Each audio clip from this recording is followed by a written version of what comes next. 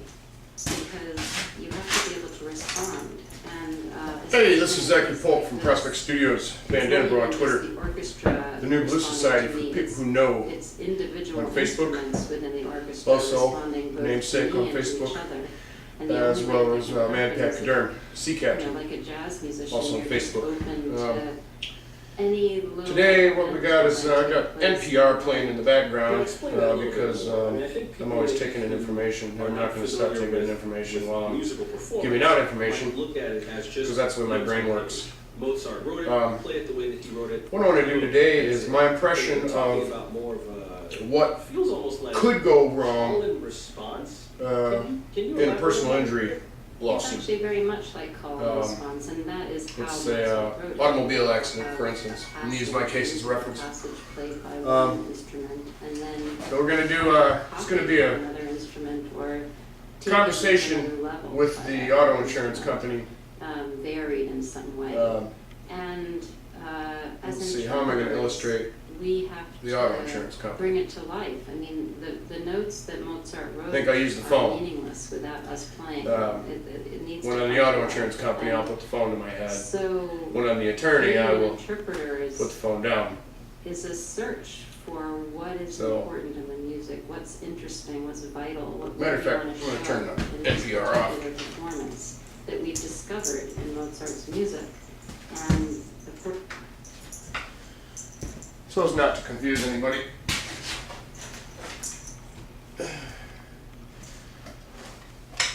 So, Mr. Insurance Company, Mr. Polk here, he's got a claim against your company. He was in an auto accident September 3rd, 1996. He has been unable to gain support in pursuing his claims against you. According to the policy, you're responsible for the fact that he was on the job and he was injured while on the job. You're supposed to provide a certain amount of wage loss and cover all the medical expenses related to the injury. Mr. Polk was eligible for Social Security immediately, but he was abandoned by his wife, who capitalized on his diminished capacity and robbed him of his existence at home and children, etc., etc.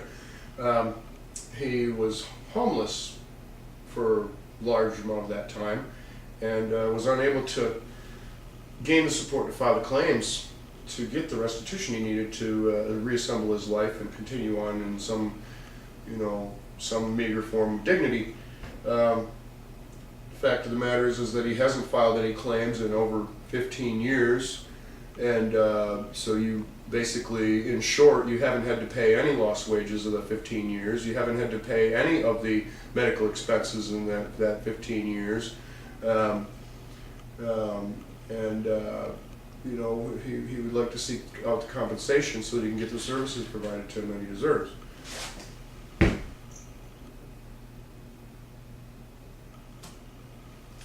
Do you have anything to offer that?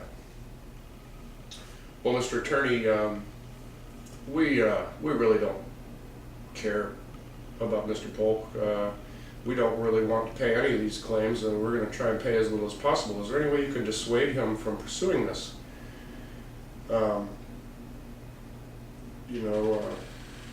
We could offer you compensation for helping eliminate this matter. Typically, the protocol where you're saving people money is you're working for a company as an auditor or an adjuster or an accountant. Typically, when you save the company $1, the company gives you a portion of the dollar that you saved them from having to spend.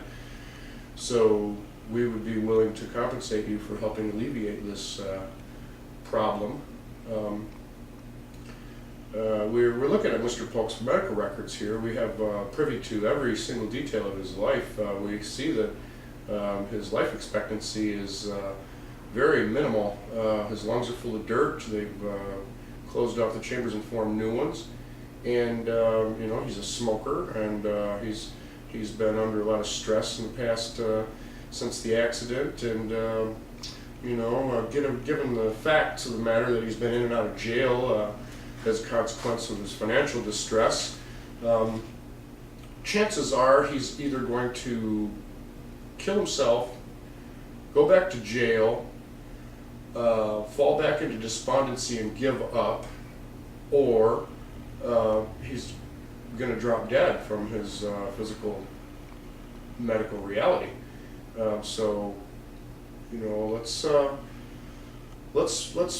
gonna offer him 2 to 4 hours of assisted caregiving, personal assistance a day, and we're going to pay a portion of the medical bills.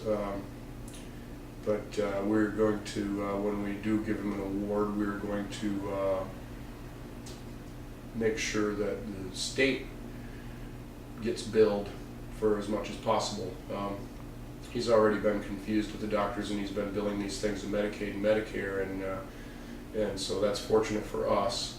So we're going to make sure that all these people know that he's filed for this claim and that he's getting this compensation, and we're going to make sure that he gets as little as possible.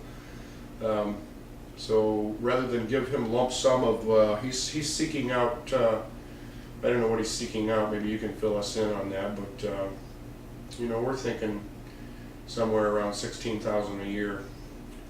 How do you feel about that?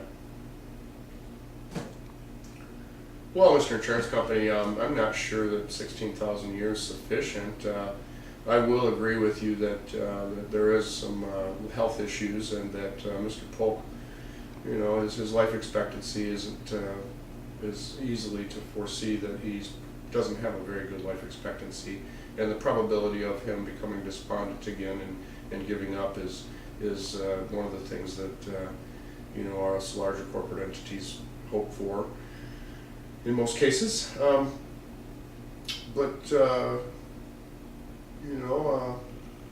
As far as seeking out the compensation, I think Mr. Polk made a reference to somewhere around $250,000 would be sufficient. Of course, that's with respect to my fees. So Mr. Polk would get, maybe $180,000, maybe $150,000, which to Mr. Polk, that's all he needs. That's all he's really asking for, so that he can regain his stability and have a place of residence, so he can continue on with his work efforts and have a place where his children can find him for Christmas.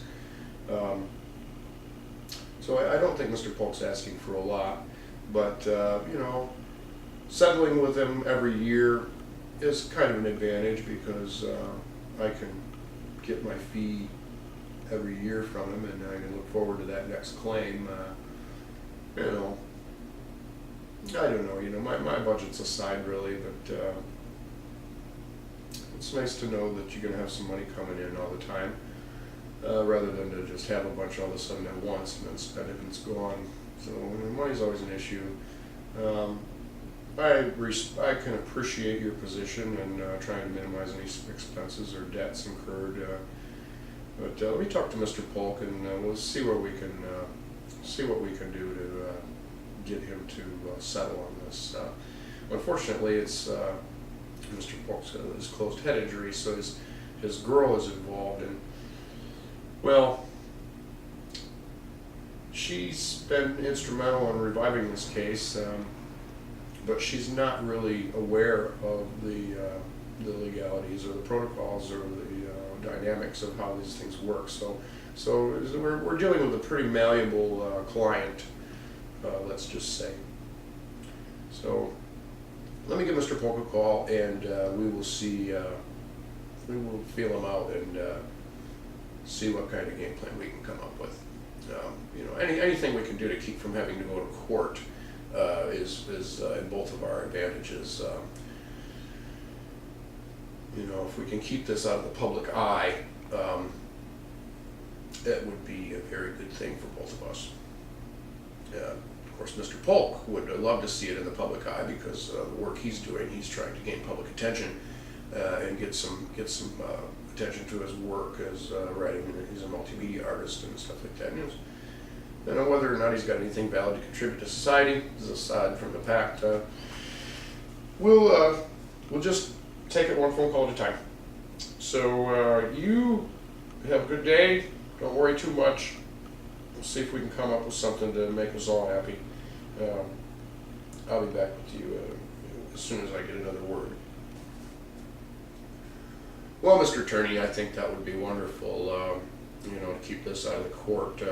We don't want anybody else from any kind of position of authority or intellectual capacity to be able to look in on this and make their own assessments and support Mr. Polk. And as far as him trying to sell his work, again, we don't care about Mr. Polk. If we did, we'd look back on a situation and we could have a little bit of compassion, but we're not in the compassion business. So, you made a phone call, see what you can find out, fish some more information out of the guy, and let's see if we can make this all go away. And given the light of we know exactly what kind of expenses we could possibly incur, you can guarantee that it'd be guaranteed that there will be some benefits for all parties involved that are participating in our best interests.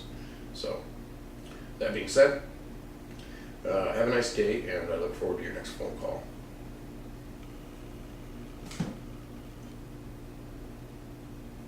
End of the story.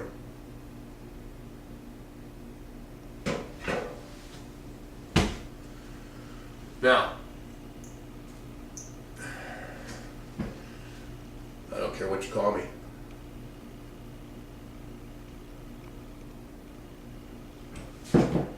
Just pay attention. I love you guys. Zachery, Polk. Prospect Studio. The Bandana Brothers. Bandana Bro on Twitter. Feel free to email me. BANDANABRO @yahoo.com. Peace out.